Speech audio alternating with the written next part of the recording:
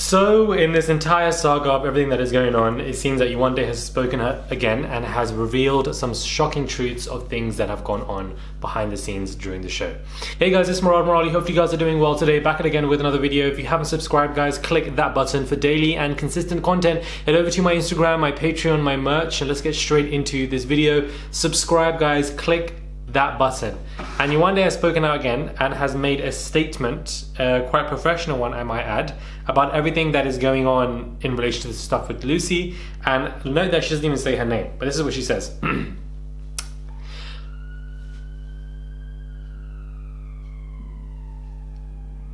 Lucy, count your days, because they're coming for you. They're coming for you. Anyways, she says, I think one of my earliest memories of racialized renaming was when I was exploring different secondary schools. One of the schools I was interested in, by the way I didn't end up going, asked me for my full name, which is Yewande Elizabeth Bayala. After having difficulty pronouncing my name, she went forward and asked me if we could just put it down as Elizabeth Bayala, as it would be easier for everyone. In that moment, all I heard was that I didn't matter and I was an inconvenience. From that day, I made it my mission to make sure people knew my name was important. After all, that is my identity. Names are prominent identifiers that can often tell the story of one's ethnicity and cultural background. My name means mother coming back, and I love it. There is a tendency for white European names and whiteness in general to be perceived as normative, whereas racial minorities with names of religious and ethnic origins may be seen as an inconvenience. Examples of name-based microaggressions include giving unwanted nicknames. As I became older and developed my multicultural competence, I decided to stop trying to make others comfortable at my own expense. It's important to recognize that asking for a nickname can feel invalidating. It makes me feel like an inconvenience. Also, ascribing a nickname to a person or participating in racialized renaming can be distressing. You, as an oppressor, have stripped me of my identity. You've taken my power in choosing how I want to be addressed. I corrected her multiple times. I didn't mind because you are going to get it right. That's the damn energy that we're coming on. Do you understand? That's the damn energy that we're coming on. There was a moment just before a challenge. This was after 3 weeks in. 3 weeks in, guys. She mispronounced my name. I corrected her again and her reply was, yeah, whatever, you know what I mean. I remember one of the producers putting her arms around me. Being black on TV means not raising your voice, not being too defensive, because you don't want to, you don't want them to create the narrative of being an angry black woman or being a bully. And this is why I caught Mora out on her slick shit. This is why I caught her out on the slick stuff that she was trying to do. For her to give flowers as support to Lucy, you are inducing the narrative of the fact that, Yewande is the bully, she's the angry black woman, she's the one that's over-exaggerating, and Lucy's the one, poor white girl in the corner, needs help, woe is me, let's send her flowers for support, a teddy bear for support, because she went through so much, being dragged and, XYZ. You lit the damn match. So somebody's going to put it out. Don't act stupid, because you're going to get stupid prizes at the end of the day.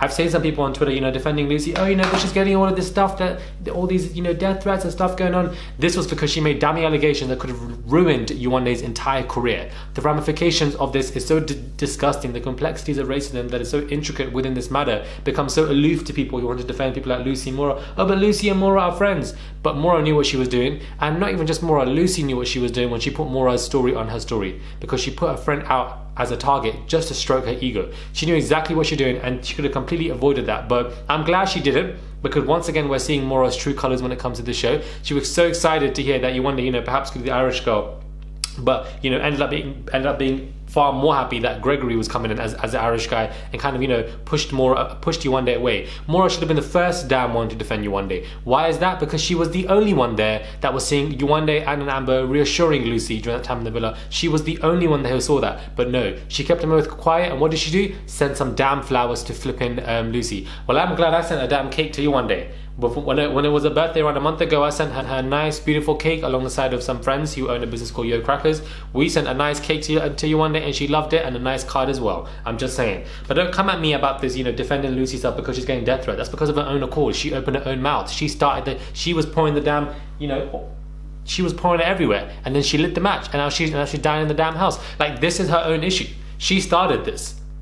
That you're disrespecting somebody's name 3 weeks in, 4 weeks in. This is a major issue, and this is why. And instead of seeing this on the show, what do we see? We see Lucy crying her eyes out because she's not a girl's girl. I firmly believe that when she was screaming, "I'm not a girl's girl," this was code word for I'm not friends with girls who are not white. Because she was friends with Amy Hart at the beginning of the show, then she became friends with Mora throughout. How are you not a girl's girl, but you're doing a bestie with Mora? I really don't understand. But then you don't want to be friends with Amber, Anna, and Lucy. It's just very, even the stuff that I've heard, guys, through through the grapevine, let's just say, of some of these islanders who try to do slick stuff, the things that I've heard of what they've tried to do is absolutely mad. So best believe that when I'm coming at you and I'm irritated with Lucy and XYZ, there is substance behind it. I've heard XYZ from prominent sources and all this. I don't want to start screaming names because I will never do that because it's disrespectful to them because they told me in confidence. But it's just very, very irritating when I hear stuff like this because there's substance and context to what I am saying. So I've heard a lot of stuff from very close sources to these individuals. I'm just quite irritated with this whole scenario. I didn't even finish Yewande's statement. I just went on a tangent. I am not a bully. It's such a huge accusation and one that should be handled very seriously.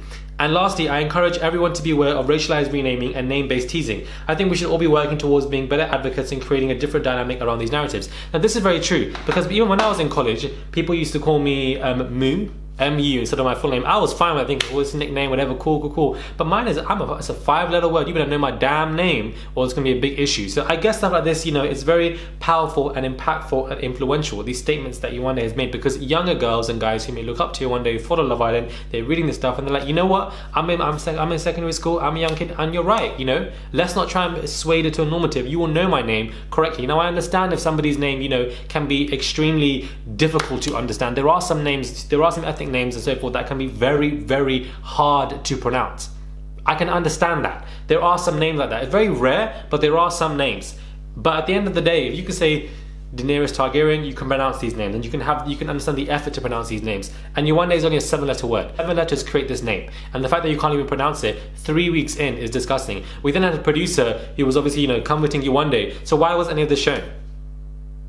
Why, if there's producers, if you as a producer can comfort people, why can't you as producers show this stuff? And so instead you're showing Lucy crying, and he showed it to be in a completely different light to what she was really doing. This is what I mean by the fact that the show, there's a lot of incorrect formats when it comes to the show. The fact that there are no reunions for Love Island, like Real Housewives, in that kind of Bravo style format, is a very, very a major loss, and the producers are losing out on it, and they're too dumb enough to think about what the right thing to do. Because had you had these reunions on these shows, then these type of problems, I wouldn't say would have been fixed, but they would have been addressed. Because the fact that we're finding out about this 2 years on from when the season ended clearly shows there's a lot of stress and friction between a lot of these islanders. There's divides, and this could have not, I don't want to say be sorted, but it could have been addressed more, and there just could be less friction. There need to be reunion shows, and not reunion shows where there's some people on the couch, everybody sitting on the chair, and then we keep switching. And there shouldn't even be a crowd. It should just be the islanders and somebody center in the, being the host of the reunion. That is it. And then you ask questions and they alternate seats depending on the storyline. Like, it's that it. Just do an hour of that, 2 hours of that. I don't understand why it's so difficult for them to do that. They should have done it with the Love Island 2019 cast, because evidently there's so much going on with them.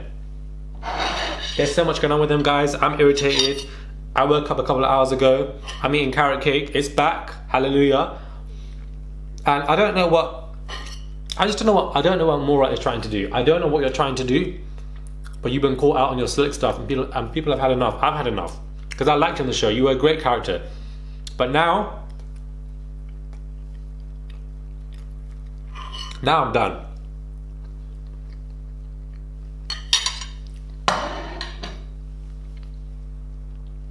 I'm so irritated. Some people say, I read a few tweets, oh, Murad, you go in on these islanders. If I'm going in on these islanders for no reason, then I can understand.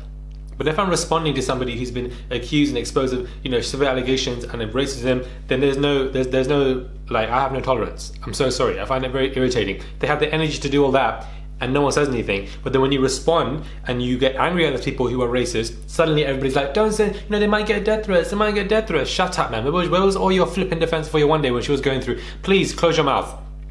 I've said it, allow your up and your low to become one, because you don't talk too much. Let me know what your thoughts are. Subscribe to the channel, guys. Click that button for daily and consistent content. Again, another long ass video. I'm coming at you with long videos now, I don't know why. And I'll catch you guys soon for another video.